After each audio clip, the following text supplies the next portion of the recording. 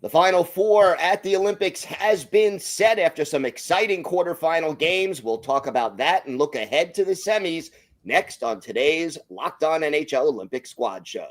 You are talking puck with the NHL Squad Show. From the Oilers to the Stars, Golden Knights, and the Panthers, the Rangers, Avalanche, and yes, even the Maple Leafs. The Locked On Podcast Network brings together all its local experts to provide the scoops, breakdowns, and comprehensive looks at all the NHL, with plenty of trash talk to go with it. Don't miss the hard hits and glove-dropping hot takes on the Locked On NHL Squad Show. It's time to drop the puck.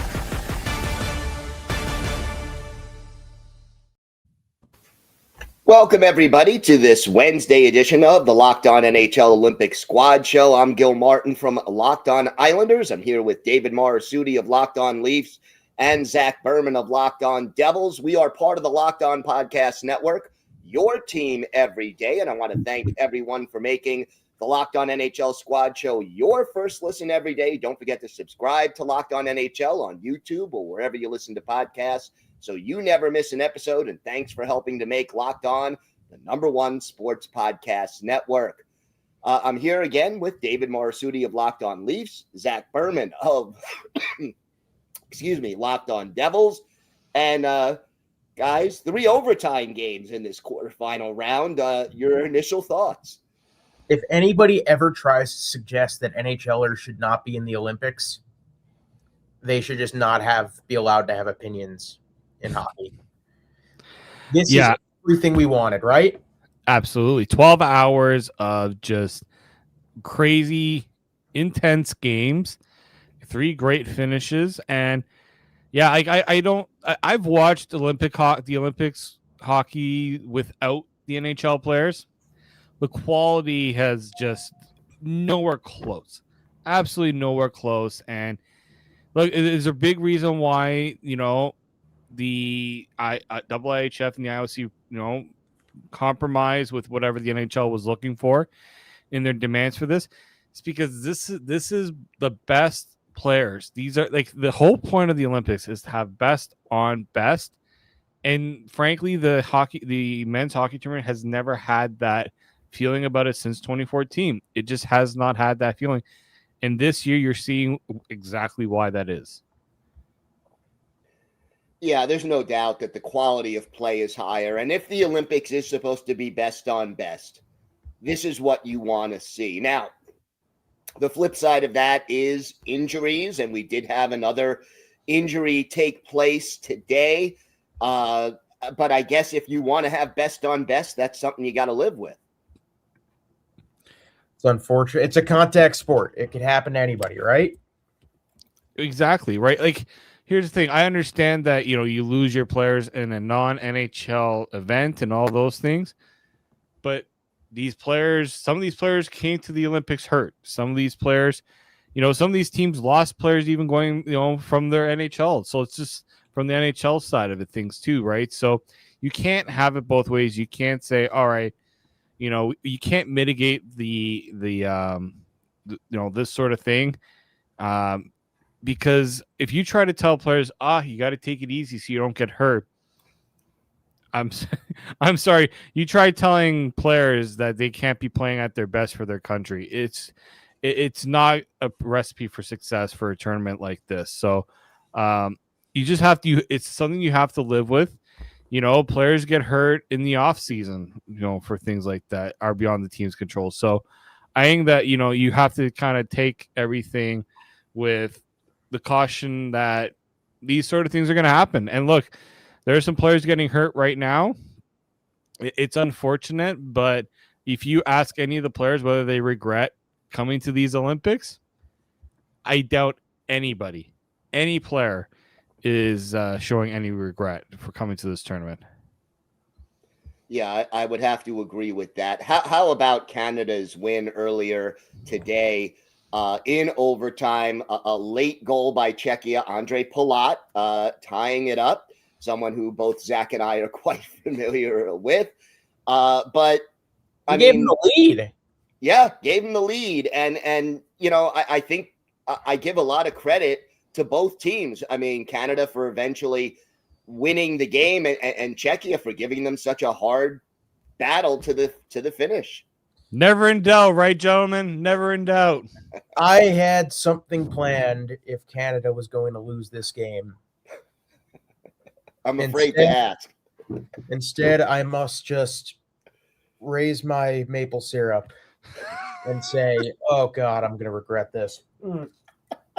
Oh, it's so much syrup. I could give you the real stuff, man. Let me know next time. I'll This is the real stuff. right from the maple in Quebec.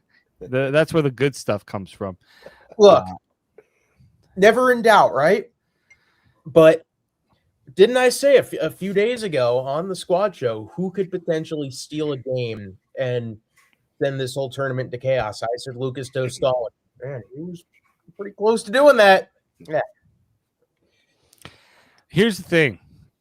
Canada, I look at this game and you can tell certain players are banged up. I think every team has players who are banged up. I don't think Nathan McKinnon's at 100%. We know that now losing Sidney Crosby, God, that hurts.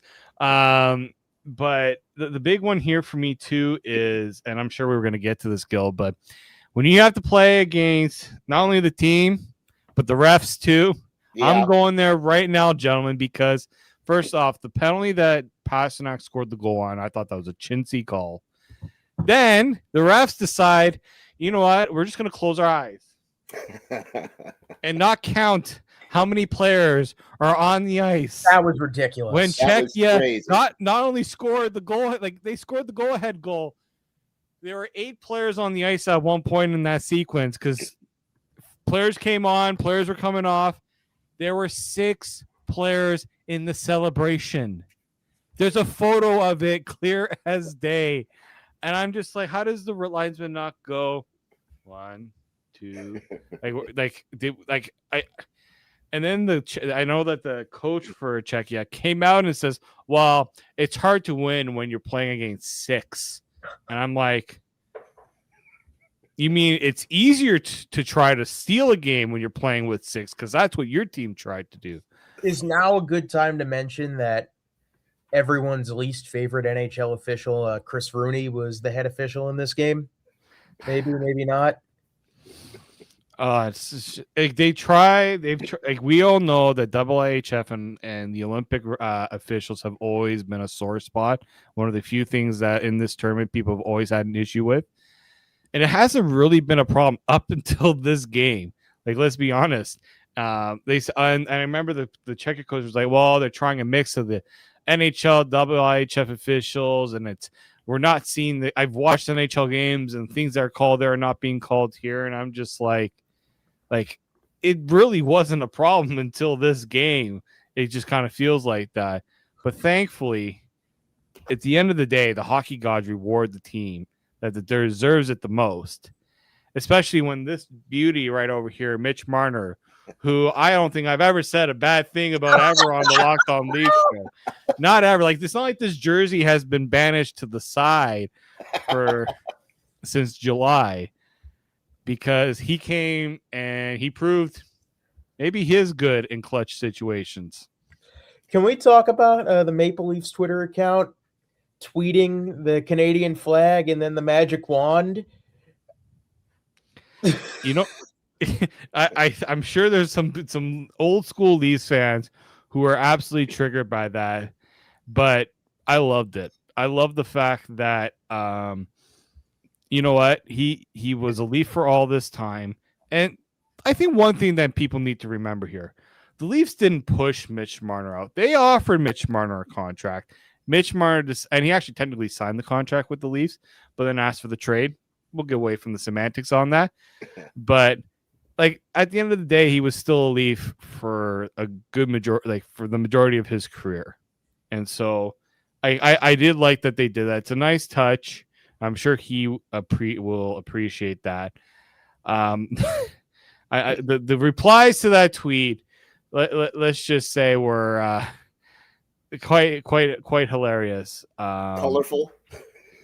Yes and no, but it goes to show, and the reaction after the fact to all this just goes to show Toronto remains the center of the hockey universe.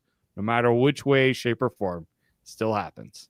I was wrapping up my USA Sweden Devils oriented preview when that came across my feed, and I actually ended up wrapping up the show within like 2 minutes of reading it because I couldn't catch my breath. I was losing it. It was definitely an interesting touch, to say the least. So Sidney Crosby being injured, I mean, that could have a big effect on the playoff race, depending on how long he's out. Losing a superstar, future Hall of Famer for the Penguins, that really could have an impact. I mean, John Cooper did say Sidney Crosby has not played his last game as an Olympian.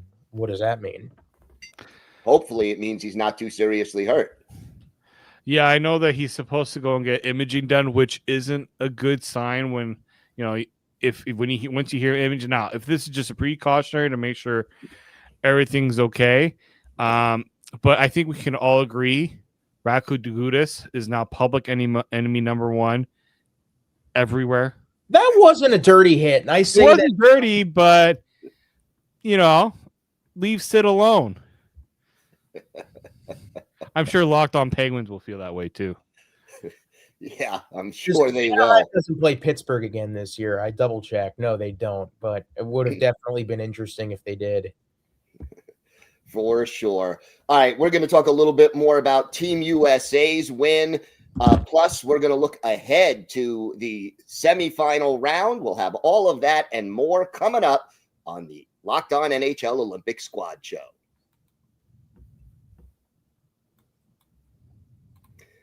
Today's episode is brought to you by FanDuel. Ever wanted to experience the NBA Finals live and in person? FanDuel is giving you the chance to turn that dream into reality with their NBA sweepstakes. Here's how it works. Use your profit boost on any NBA future, and you'll automatically be entered for a shot to win an NBA Finals trip for two. That's right, flights, tickets, the whole experience. If you're already looking at the board and thinking about which team can make a deep run, this is the perfect time to lock it in. I love futures this time of year, whether it's picking a team to win the championship or grab a conference title. It adds that extra layer of excitement to every game down the stretch. And now, not only can you pick cash, but it could send you to the finals. Visit FanDuel.com to get started. Use your profit boost on an NBA future and get entered for your chance to win a trip to the NBA Finals. Play your game with FanDuel, the official sports betting partner of the NBA.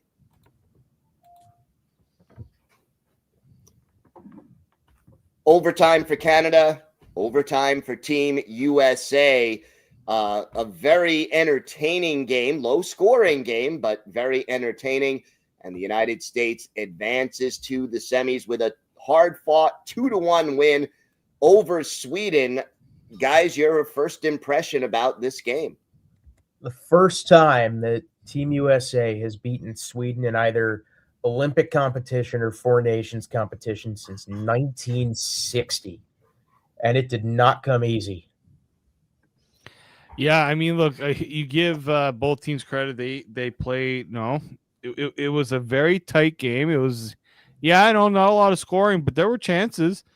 Both goaltenders were phenomenal. I'm sure, Zach, you probably felt, even though in the loss, you probably felt great about seeing what Markstrom did in this game. I have plenty of thoughts about that. This guy was extended after giving up 8 goals for the first time in his career. Would not be the last time this season he gave up at least 8. But the next day, I was in San Francisco. I found out in a Waymo, one of those driverless taxis. I got out of the car and recorded on my phone, and my Twitter was blown up with, "What are you talking about? It's a good extension." I was like, "Guys, I don't like this." No, it was infuriating because my least favorite athlete that has ever played for one of my teams is Aroldis Chapman, who blew a bunch of games for the Yankees, did some terrible things off the field. And I joked about it to my friends. I said, if Jacob Markstrom, after all he has done to the New Jersey Devils this season, turns around and plays lights out against Team USA and steals the game, he's going to be up there in Chapman territory for me. And he very nearly did that. This guy looked like a brick wall, and I'm sitting there, I'm going like, oh, so now you can do this. Okay. Now, Cool. Wait a minute. Does that speak more to the poor quality of defense being played in front of him by the Devils? Or does it speak to him rising to the occasion at the Olympics, or a little bit of both? The Devils defensively have been fine. Okay. He has missed so many savable pucks as Devils goalie this year. Like, actually, one of the worst single seasons I've ever seen from a starting caliber goalie ever. You remember a few years ago when Vitek Vanacek was run out of town for like an 895 save percentage? Markstrom is an 881. Yeah, it's kind of crazy that, you know, like Mark and like I felt like with Sweden, all the goalies kind of were like, even Gustafsson, he didn't even dress in this game. Like, Except for Wallstedt. Why are they not playing him? yeah, I don't know. Like the Swedish coach, I think that's going to be the biggest thing to come out of this tournament for Sweden. Obviously, not meddling at these Olympics is a huge, like they should never have been in this position. So there's going to be a lot to be said about, you know, the Swedish coach going forward. But man, Quinn Hughes, first off, Gil, oof. You know, when you see an American player like Quinn Hughes that was not there for Four Nations last year, and now I'm hearing from, you know, people talking to me, well, Quinn Hughes wasn't there against Canada last year. Who, you know, how different could things have gone? And like I agree, Quinn Hughes is a game breaker defenseman. Zach could have been a Devil, maybe potentially, right? That is what makes, again, the Olympics just so much better, watching these sort of players, and Quinn Hughes being there and what he brings to that U.S. team. I'll admit it, even as a Canadian, it's great to see, because this is truly the best form of, you know, a Team USA. Also, Austin Matthews was on the ice for the overtime winner, so can't hate on that either. But yeah, I think like Quinn Hughes, just the difference that he brings on the ice when he's playing for Team USA. It's nice to see. How about Jack? Yeah. He was not good in Four Nations. There was a lot of question marks coming into his game and how it would stack up in international competition. He has been awesome, and also had the primary assist on Larkin's goal in regulation. Yeah, he did. There's one thing that's been bothering me, though, and I wanted to run it by both of you. 3-on-3 overtime in a winner-go-home situation, no, I can't get with that. I want a hockey, and then if they don't score in 10 minutes, it goes to a shootout. I don't want a skills competition or a glorified game of shinny deciding who goes on to the next round and who goes home. Like in the Stanley Cup playoffs, they should play 5-on-5, and if they play until 4:00 in the morning, they play until somebody scores. I don't care. I want this game decided by hockey. Yeah, you know what? I totally forgot. As soon as overtime was getting ready, and I'm like, oh wait, it's 3-on-3. Yeah. Then the shootout, I'm like, why? Like, look, honestly, the anxiety level goes so much higher with 3-on-3, because one little thing, like, you know, that it benefited Canada. I can't lie on that. Benefited the U.S. too, because they didn't give up a shot on goal in the overtime. Yeah, you know, to me, I understand why the NHL did it for the regular season, because they want games to end a lot quicker, and they want fewer shootouts. Although now that's kind of, teams are working the way around that a little bit more, but it's having the more desired effect. But I totally agree with you that in the Olympics, in the playoffs, I think the World Juniors is the same way too. I think in the gold medal game, it does change, though, in the World Juniors. I think in these Olympics, it does change as well in the gold medal game. I'll have to confirm that. But, yeah, I don't like the idea that you come all this way and then a 3-on-3 decides a very important game like this, whether a team gets a medal or not. I do think that 5-on-5, look, you will find a way to win the game 5-on-5. We have seen it. As a Canadian, I have seen it done. 5-on-5 is fine. But I remember when the U.S. had that, you know, it does bring up some great moments, like the shootout. TJ Oshie would tell a lot of people what a shootout can do for your career. But in this stage of the Olympics, I do agree you have to let the 5-on-5 play dictate how the game ends. Not, all right, guys, you fought hard for 60 minutes.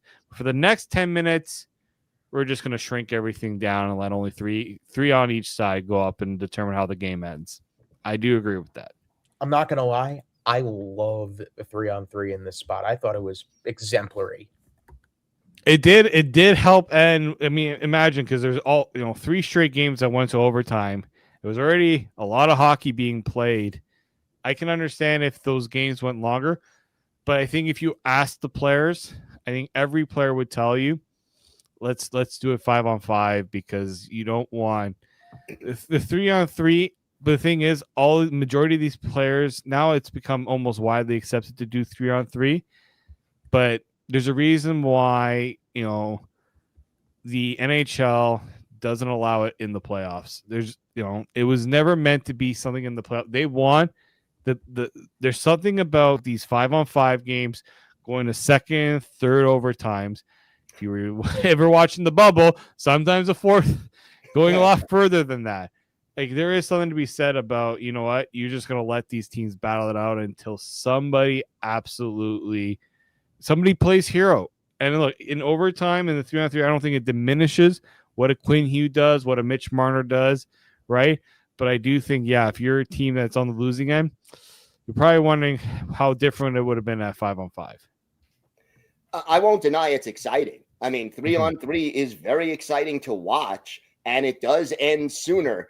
But I want the game to end based on the way the teams play, even when the same way that the game started, basically. So just my, my personal little pet peeve, I guess, about this. And I hope sincerely that we do not see a gold medal decided by either a 3-on-3 or a shootout, depending on, whether or not you're correct, David, about how that ends up working.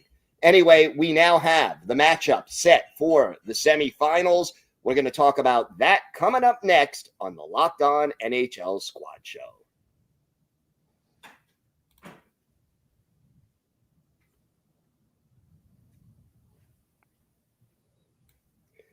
All right, gentlemen, we have 2 more games in the men's tournament coming up. They will be played on February 20th. It'll be Canada versus Finland and the U.S. versus Slovakia. Let's start with Canada and Finland. David, as a Canadian, what concerns you most in a matchup against, in this matchup here?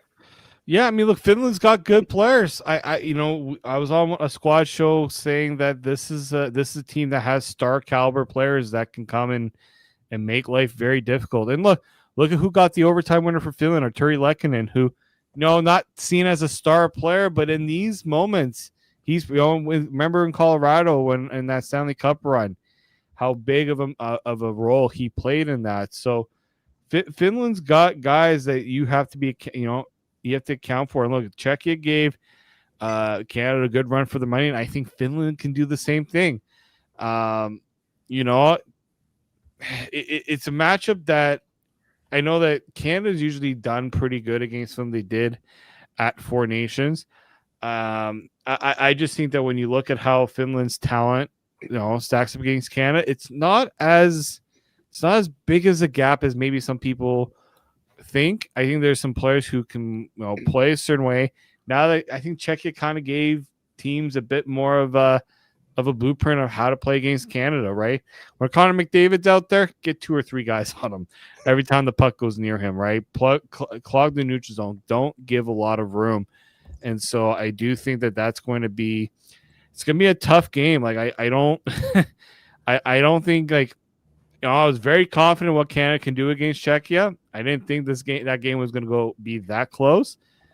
I'm not going to have that same idea about Finland. I think Finland is, they got off to a tough start to the tournament, but after that, they kind of they found their groove, right? They stomped Italy pretty good. They beat Sweden pretty handedly, and So like it is going to be a pretty good matchup for Canada. I think sometimes people have been overlooking teams and say, all right, get myself ready for an 8 o'clock Sunday gold medal game.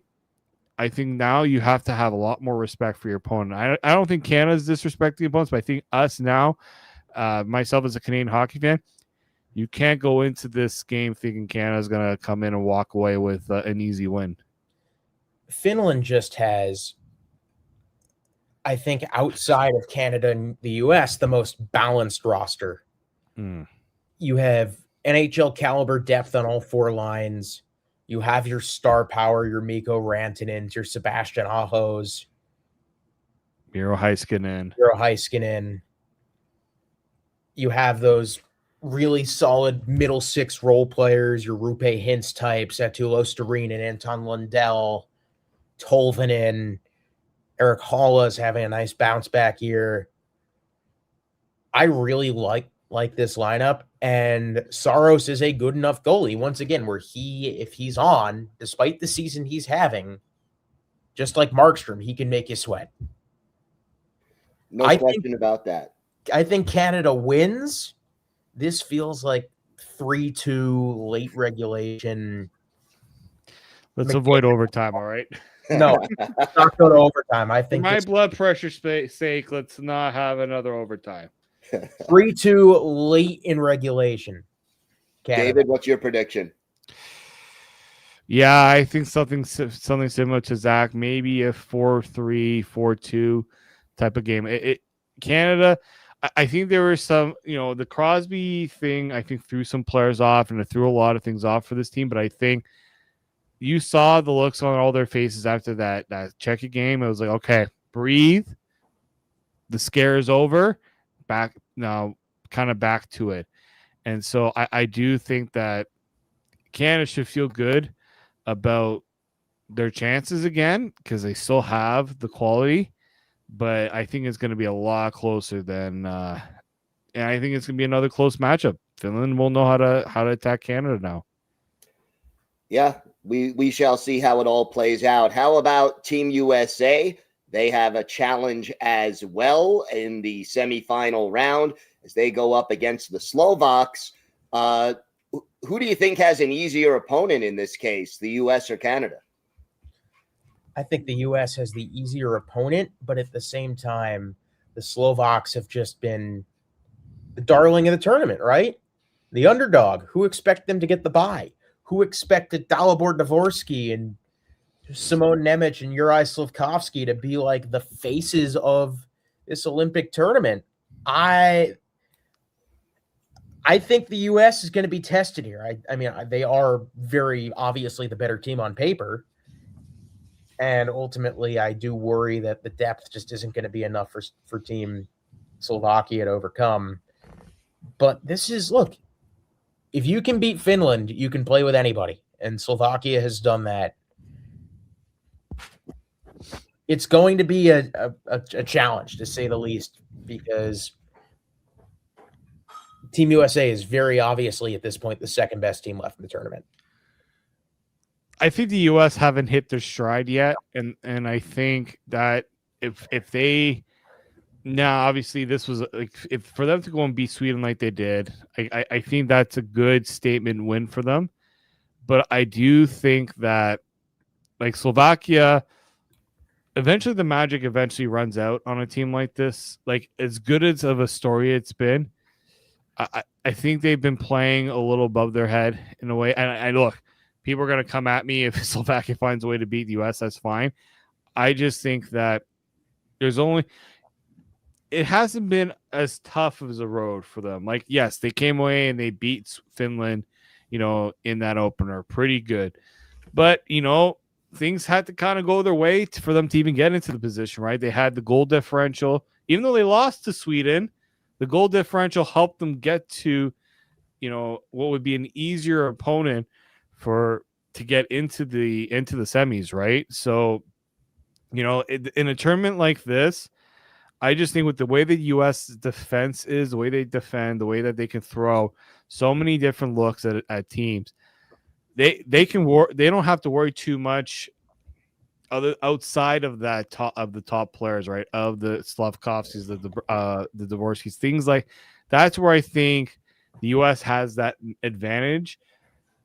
But look, I think when a team is on a high like this, you have to find a way to channel as much as you can. And the only thing about Slovak is I don't know if they can continue that emotional run for this long. We are going to find out. 2 big semifinal games coming up in a couple of days, and it should be very exciting. And of course, we will have it all covered for you here on the NHL Squad Show. So make sure you stay with us on our next broadcast. If you never miss an episode of your favorite team's Locked On NHL podcast, well, the Everydayer Club is made for you. You will get ad-free episodes of your favorite team show, plus members-only Discord access and more. So head to the link in the show notes or go to lockedonpodcast.com/everydayer for more information. I'm Gil Martin from Locked On Islanders. I want to thank everybody for watching and listening today. I want to thank David Marasuti of Locked On Leafs, Zach Berman of Locked On Devils. Have a great day, everybody, and thanks for watching the Locked On NHL Squad Show.